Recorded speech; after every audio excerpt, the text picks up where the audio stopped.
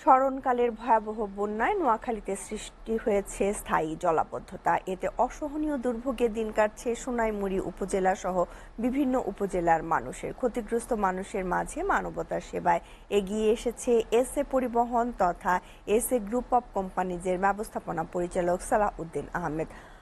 দর্শক, এই মুহূর্তে সেখানে আছেন আমাদের সহকর্মী হেদায়েতুল্লাহ সীমান্ত। আমরা সরাসরি চলে যাচ্ছি তার কাছে।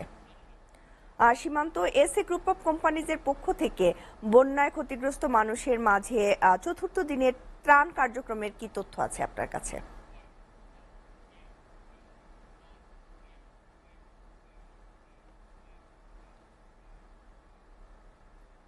শ্যামলী, আমি সকাল থেকে বলছিলাম যে নোয়াখালীর যে সোনাইমুড়ি বন্যা কবলিত মানুষদের মাঝে খাদ্য সহায়তা নিয়ে হাজির হয়েছেন এসএ গ্রুপ অব কোম্পানিজের ব্যবস্থাপনা পরিচালক সালাউদ্দিন আহমেদ সহ তার সহপরিবার।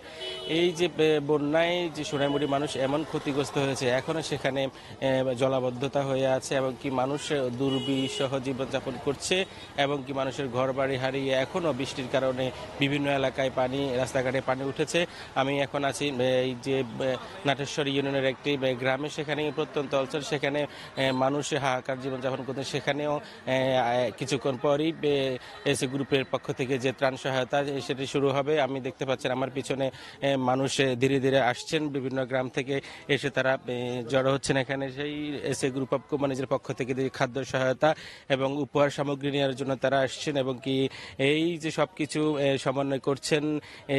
এই ত্রাণ সহায়তার প্রধান সমন্বয়ক এখানে উপস্থিত আছেন এসএ পরিবহনের চট্টগ্রাম বিভাগীয় প্রধান। আমরা তার সাথে কিছুক্ষণ পরে কথা বলবো। এর আগে আমি আপনি জানিয়ে রাখতে চাই যে এই যে নোয়াখালীর বন্যা কবলিত মানুষদের পাশে সশরীরে এসে এসএ গ্রুপ তাদের যে উপহার সামগ্রী তুলে দিচ্ছেন, এটি হচ্ছে একটা দৃষ্টান্ত স্থাপন করছেন। অর্থাৎ এই বৃষ্টি, আপনি জানেন যে গত দুদিন ধরে নোয়াখালীতে বৃষ্টি হচ্ছে। এই বৃষ্টিকে উপেক্ষা করে বৃষ্টিতে ভিজে তারা এই যে নিজেরাই একেবারে প্রত্যন্ত অঞ্চলের মানুষ যারা অসহায় তাদের হাতে সেই খাদ্য সহায়তা তুলে দিচ্ছেন। পাশাপাশি আপনি জানেন যে এই বন্যা পরবর্তী এই অঞ্চলের মানুষ একটি পুনর্বাসনের জন্য বিশেষ প্রয়োজন হয়ে পড়েছে। সেই পুনর্বাসনেও এসএ গ্রুপ অব কোম্পানিজ তারা অবদান রাখবেন। আমরা জানতে পেরেছি যে মানুষ এখন ঘর বাড়ি হারিয়ে অনেকের কাঁচা ঘরগুলো পড়ে গেছে। সেই মানুষগুলো এখন তারা বিত্তবানদের কাছে সেই ঘর সহায়তা পুনর্বাসনের বিষয়টি কি এখন তারা চাচ্ছেন। আমি যদি এখন এই যে ত্রাণ কার্যক্রমের প্রধান সমন্বয়ক মোর্শেদ আলমের সাথে আমরা একটু কথা বলতে চাই।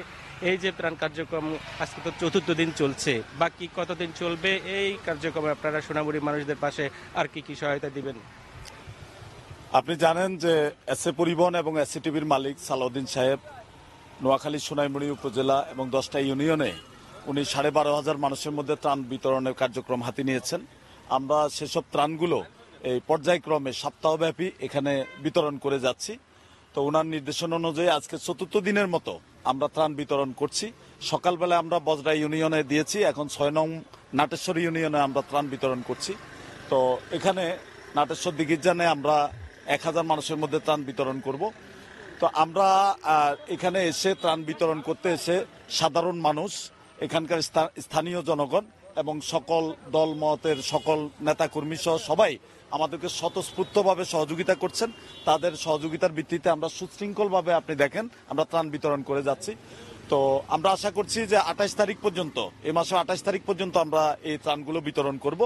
পরবর্তীকালে মানুষের যে আগ্রহ, মানুষের প্রয়োজন, এগুলো মানুষ বলছে যে আমরা ত্রাণের, উনি তো সবসময় আমাদেরকে দেন, বিশেষ করে সে রোহিঙ্গা সমস্যা থেকে শুরু করে সিডরের সময় বা তৎপরবর্তীতে করোনার সময়, এখন বন্যার দুর্যোগে উনি সবসময় সালাউদ্দিন সাহেব মানুষের মাঝে ওনার দয়ার হাত প্রসারিত করেন। তো সেক্ষেত্রে মানুষ আশা করছে যে ভবিষ্যতেও মানুষের বিভিন্ন দুর্যোগে উনি অংশগ্রহণ করবেন।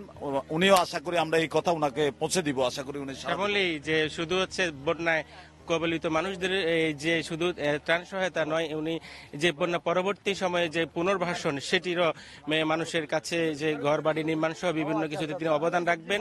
আমরা কিছুক্ষণ আগে জেনেছি মোর্শেদ আলম সেটি বলছেন যে শুধু সালাউদ্দিন আহমেদ শুধু একেবারে বন্যা নয়, যে কোনো দুর্যোগে নোয়াখালীর মানুষের পাশে আছে এবং থাকবেন। শ্যামলী ছিল আমার কাছে এখানকার সর্বশেষ।